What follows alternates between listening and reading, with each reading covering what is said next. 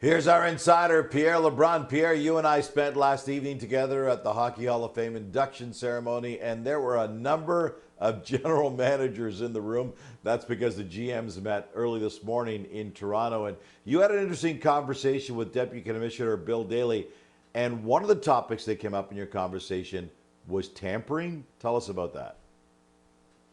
Yeah, it was on the agenda, and it was part of Bill Daly's address to GMs. The Deputy Commissioner had a number of items to go over, but that was one of them. And in asking Bill Daly about it after the meeting today, Gino, what Bill Daly said is that he was uncomfortable, to use his words, about some of the reports that he saw last year leading into July 1st, as far as deals that seemed to be done before July 1st. Obviously, many of us reporting on those deals, and so Daly said he reminded GMs of the rules, that are in place, and also the potential discipline for tampering, anywhere from fines to loss of draft picks, is really at the discretion of the league how those things play out. And I think at the end of the day, this is probably also a reminder that there are ways around all this. I mean. Agents can ask teams for permission to talk to other teams for their pending UFAs. Teams can themselves give permission to their pending UFAs to speak to other teams because they may want to get a draft pick out of it before July 1st. But the point is there are mechanisms in place to get around some of this. But certainly sounded like a stern warning from Bill Daly to GMs today when it comes to July 1st.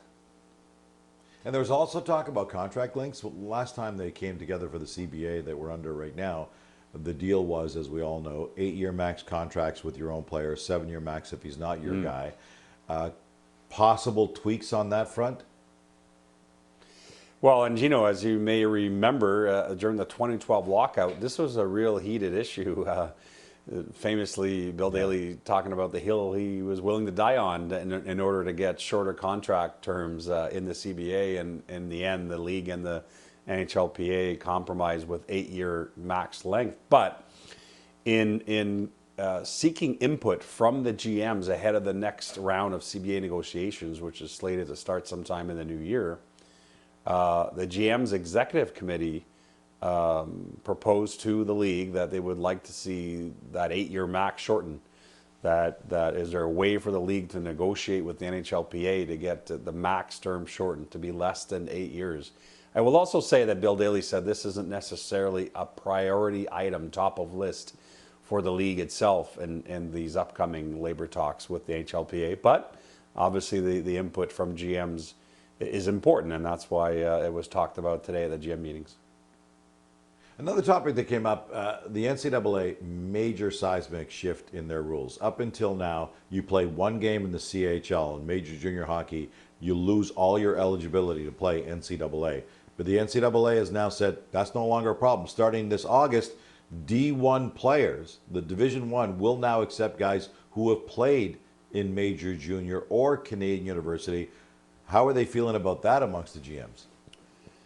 Yeah, that was a seismic decision announced last week. You captured it pretty well there, Gino. And so what Bill Daly said to me today is that obviously he addressed it with GMs without really having any, this is what's going to happen from an NHL point of view conclusion, because what Bill Daly said is, this is obviously going to be a topic of conversation with the NHLPA in the upcoming CBA. I mean, how will the language in the CBA reflect these massive changes at the NCAA and CHL level? Clearly, it's a conversation the league intends to have. What tweaks or changes are going to be made to reflect that decision last week remains to be seen, but it was certainly brought up with GMs today, although I suspect, probably not brought up in enough detail probably for some GMs who I think probably had questions and wanted to discuss this further. But this GM's meeting, which was supposed to be 3 hours, actually went almost 3.5 hours, Gino, and I think they really ran out of time for that particular discussion to go longer. So bottom line is TBD, because that's a pretty big conversation around the hockey world right now.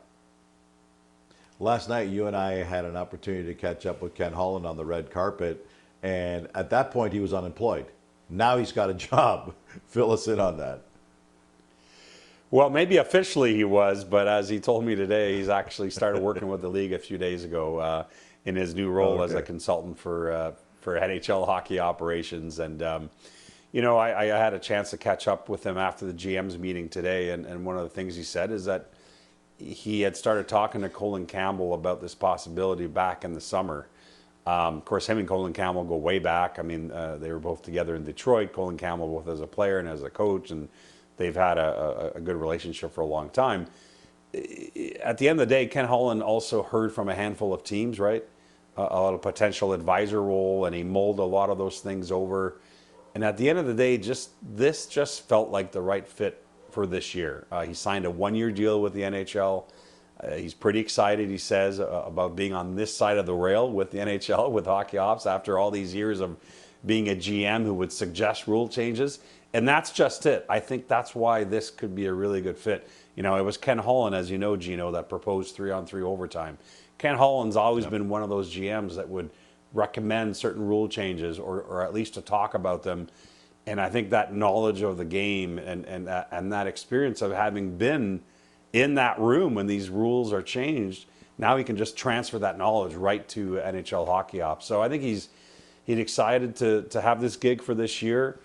What the future holds beyond that, he does not know, as far as whether teams will come calling or whether he sticks with this. So we'll see. But Ken Holland, happy to be back working and back, back in hockey. A few of the stories you guys are working on. We'll have the full version of Insider Trading with lots more from Pierre, Chris Johnson, and Darren Dreger coming up later on SportsCenter.